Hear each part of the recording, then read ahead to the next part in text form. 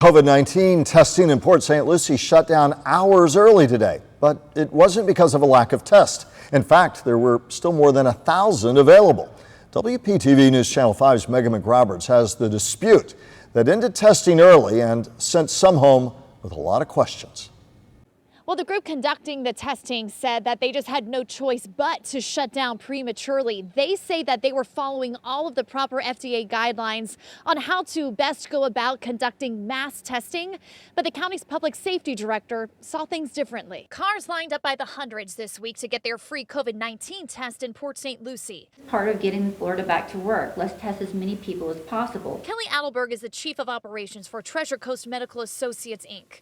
Her medical staff volunteered to conduct more than 1,000 tests given to Port St. Lucie by St. Lucie County. Adelberg says the county did not otherwise have a plan for how to use all of the tests they were given from the state. They really had no education whatsoever when it came to COVID-19 testing. So she says her team got everything in order, even used their contacts to get thousands of additional and more accurate tests. But shortly after testing started Monday, Adelberg says the county's public safety director, Ron Parrish, had complaints. The first day was that our masks were not proper. We weren't wearing N95s. I had these specially made.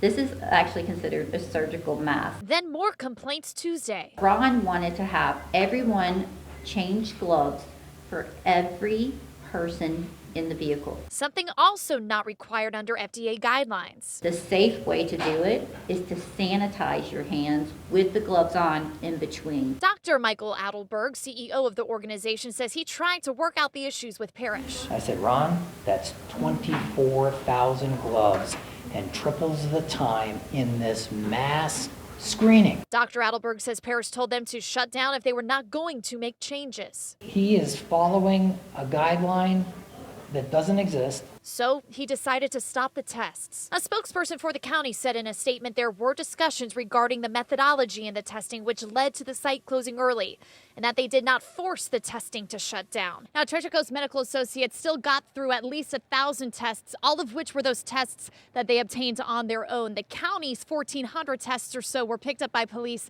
and returned to the county to be used at a future testing site. Reporting in St. Lucie County, I'm Megan McRoberts. Back to you.